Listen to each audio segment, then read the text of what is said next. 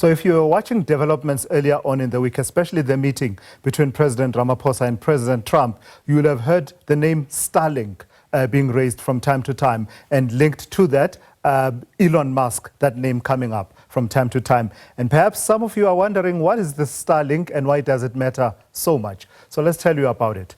Botswana, Eswatini, Zimbabwe, and Zambia are some of the countries that have embraced the introduction of Elon Musk's Starlink, while South Africa has some reservations. Just yesterday, the Minister of Communications and Digital Technologies, Malatsi, proposed changes to the BBBEE policies that could pave the way for an investment by Starlink in South Africa. The government gazette released by the minister proposes amendments that relate to the 30% equity requirement for previously disadvantaged individuals for all new investments in the ICT sector.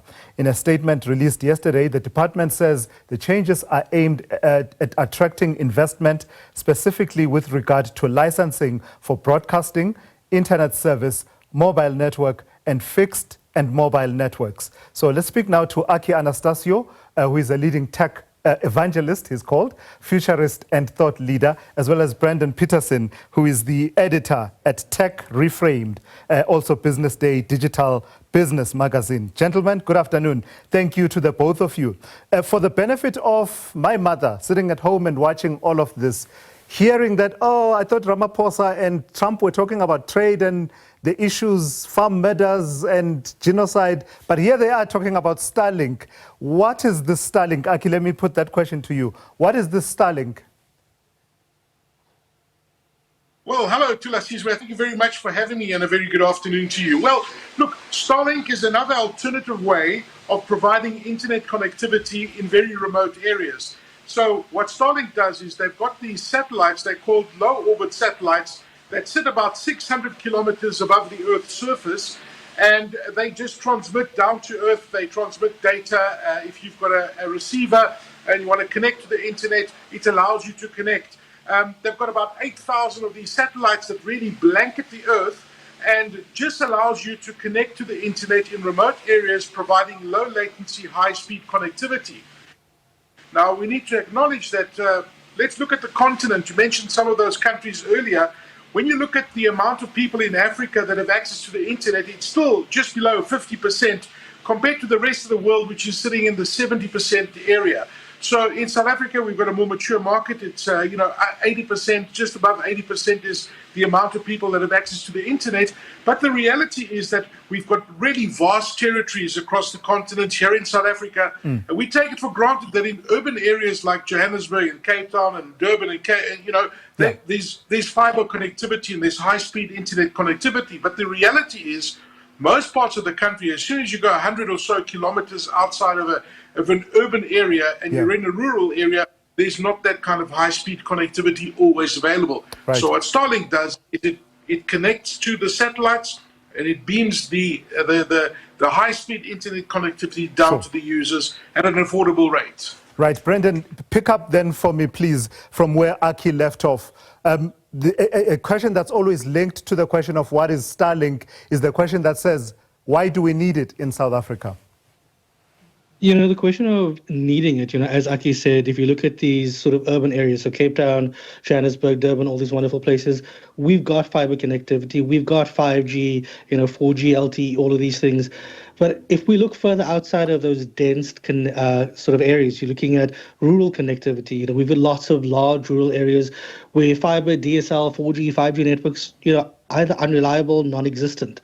So the sort of thought is that Starlink is a possible viable alternative, as a provider of fast, sort of almost always on internet everywhere, that is going to be able to reach these people. The problem with that, though, is that as much as it seems like a great idea, it's a very costly idea. And, being a reliable, always on option isn't something, that is necessarily possible. It's dependent on whether there's going to be shared bandwidth, there may be data caps. But this is sort of what people are looking at using it for as we are sort of looking at things now. Yeah. Aki, this reminds me then, in the early days here at the SABC, when I started my career, we used to have a unit called a BGAN. that used satellite connectivity. You would look for the signal and you would go all over the place. It would beep and get louder and louder as it picks up a strong signal. Is this something that's comparable? So it's almost like a modem that connects you to satellites and then through which you can then connect to the internet. Yeah, it is kind of similar. The principle's the same. You know, remember, like a typical satellite that broadcasts television is sitting at 36,000 kilometers. This is sitting at about 600 kilometers. And the fact that they're blanketing the atmosphere with 8,000 of these satellites. Yeah. And by the way, the advantage they've got is because he owns SpaceX, he's able to shoot up these satellites on a weekly basis. They're growing, you know, by 20, 30 satellites a week. So the fact is that these satellites, these low orbit satellites, are really beaming down that internet connectivity at a much better rate. Mm-hmm. And also, you know, it's weather conditions. If it's cloudy, it will still work relatively well. And it's really a cost-effective way of connecting people. I know Branden said that, you know, it can be expensive. I guess it depends on what package you have, but it's quite comparable to what you'd be paying for broadband access in a suburban area. So I guess that's where the advantage of this lies. But it's very similar to the technology you just described, where you gave your age away, by the way. I absolutely did. Let's pause for a moment, gentlemen. I'm running up to the top of the hour. I want to take a quick break and then I'll continue my conversation with you in a moment. That is Branden Petersen, who is editor at Tech Reframed, Business Day Digital Magazine, as well as, of course, Aki Anastasiou, who is Tech Evangelist, Futurist, and thought leader. We are talking all things Starlink, and in a moment we'll move the conversation and talk about these policy directions that Minister Malatsi has given. That coming up shortly.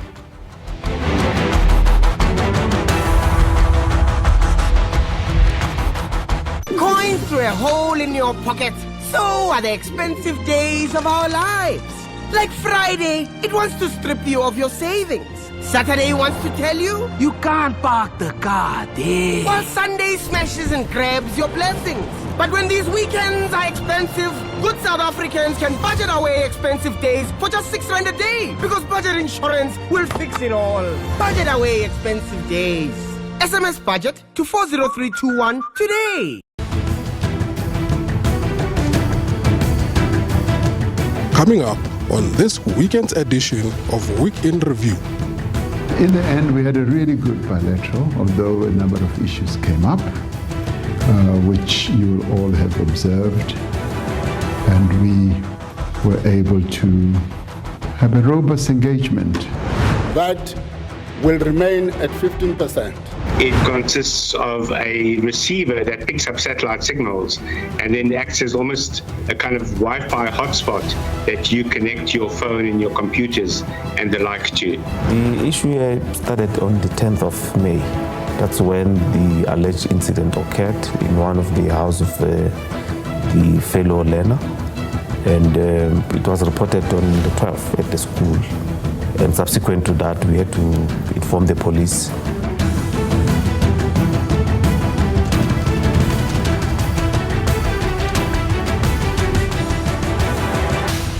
Hey, welcome back. This is the second hour of the Weekend Review here on SABC News. Come on, people. A lot has happened in this week. Let's huddle together and just make sense of it all and find meaning.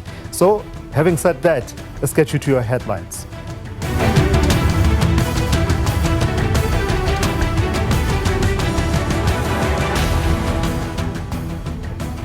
The civil society organization Accountability Cause has appealed on Parliament to extend the review of the Constitution by another month. South Africans have until the end of this month to make submissions for the review of the Constitution. European governments have dismissed as a negotiating tactic US President Donald Trump's threat to impose 50% tariffs on EU imports. The EU says it's ready to negotiate on the basis of mutual respect, not threats.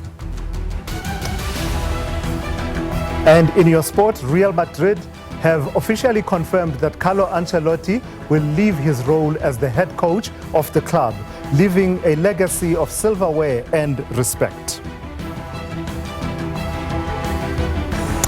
Hey, welcome back. Let's continue the discussion we started just towards the end of the last hour with Aki Anastasiou and Branden Petersen. Let me pick up the conversation then with you, Branden.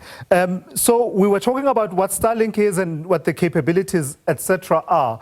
Then take me to the heart of the issue as it relates to South Africa then. We mentioned the countries where that technology is already available. Why is it not available in South Africa, and have they applied for a kind of a license to have an investment in South Africa? So to answer that last part of the question first, government says, that Starlink previously hasn't applied for license. But if you're looking at the situation as a whole, the sort of current regulations, foreign telecom companies have to, they're required to have a minimum of 30% black ownership to be able to obtain operating licenses.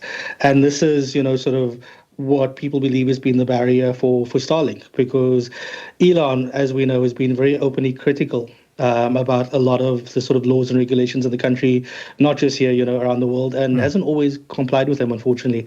So, because of this, because of, obviously various foreign relations, Mr. Malatsi has actually, as you mentioned earlier, gazetted a draft policy talking about introducing equity equivalent investment programs. So this is an alternative to direct equity ownership, and essentially it's going to allow companies to be able to meet these empowerment obligations through investments in local suppliers, job creation, or supporting small businesses owned by historically disadvantaged groups. Yeah. So Aki, as I turn to you, I want to play what the Action SA leader Herman Mashaba had to say about this latest move, that the gazetting of these policy directions by the Minister Soli Malatsi. Take a listen and then we'll pick up the conversation.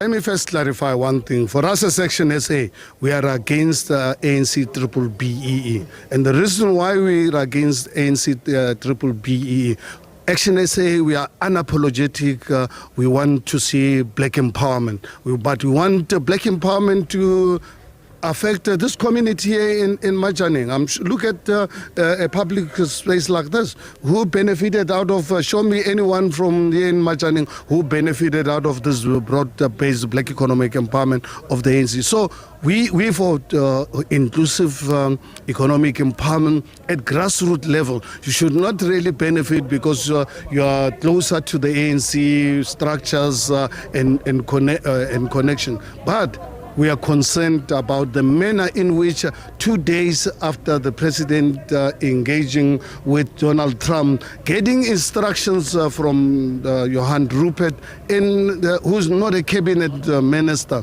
giving instructions to the president to allow Starlink to come in, and all of a sudden 2 days later, ANC is actually prepared to allow their own policies to be flouted by the DA. That's where, for us as Action SA, we've got very, very serious problem. I am going to engage our members of parliament to take this matter up because we are not going to allow racists, we are not going to allow people who hate our country, hate us as black people, to manipulate Cyril Ramaphosa and the ANC.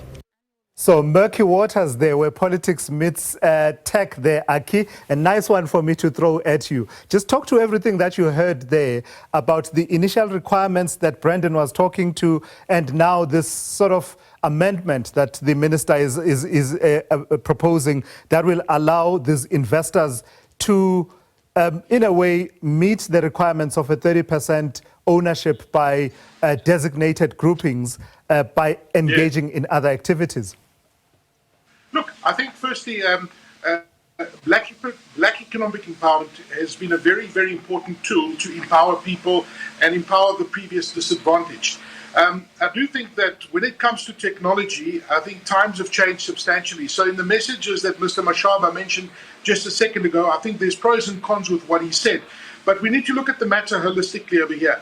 And the globe has changed dramatically when it comes to technology. 30 years ago, we didn't have things like these massive data centers, the cloud, artificial intelligence, the high-speed connectivity technology that we have now. So I think that the government at the moment, and yeah, it might be coincidental that this is happening at the same time that the president was in the White House a few days ago, but the reality is this kind of policy has been we've been talking about changing some aspects of this technology to allow for more foreign investment. Now, we look at the pros and the cons. Now, when it comes to technology, it's advancing at such a fast stage. I believe that when we allow the technology and foreign partners to come into the country and invest and offer these kind of technologies, whether it be cloud technology, whether it be artificial intelligence, whether it be high-speed connectivity, it benefits us as a nation, it benefits the rest of the continent, and it unlocks value in those communities that were previously not having access to any of the technologies that we talk about.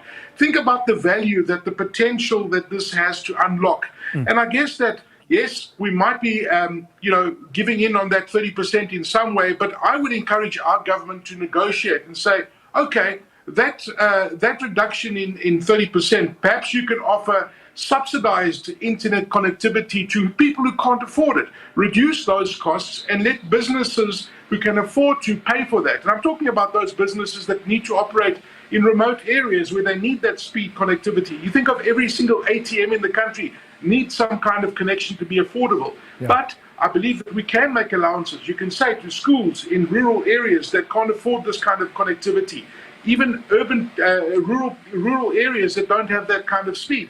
Say to those communities, you can get a reduced cost to access this kind of technology. But we cannot argue with the fact that this modernization of technology is going to unlock value and give people opportunities to learn, think about things like e-health. And especially when you look at the backdrop of Africa and you look at our targets to go towards 2030, and you look at this continent that by 2050 will have an additional 1 billion people. So we need to look at this and we need to see this as almost future-proofing our continent, future-proofing our people, and giving our people access to the internet that's going to further expand economic growth. And that's how I see it. Branden, just your take.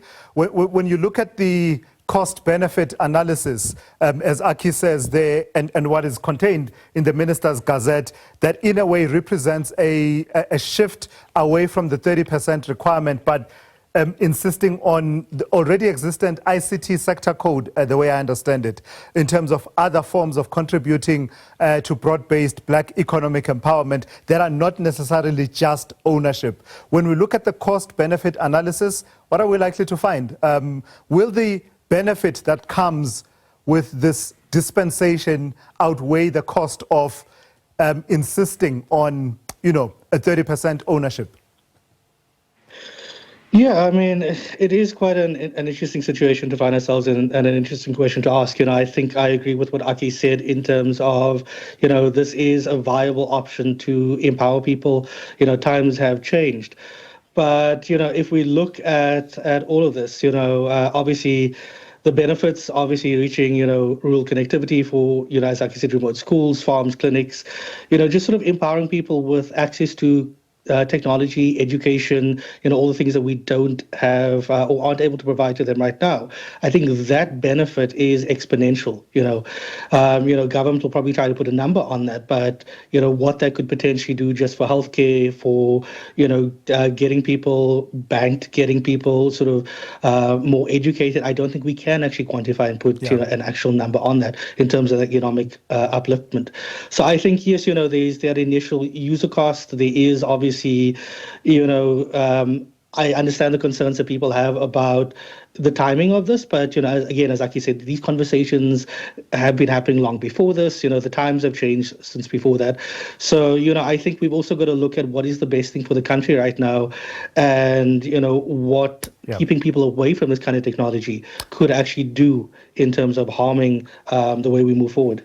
All right, gentlemen, thank you. I've got to thank you for your time this afternoon. I have a feeling that we will talk again as this issue unfolds in the public domain, as well as in other corridors, including Parliament. Aki Anastasiou there, as well as Branden Petersen, weighing in on the Starlink conversation.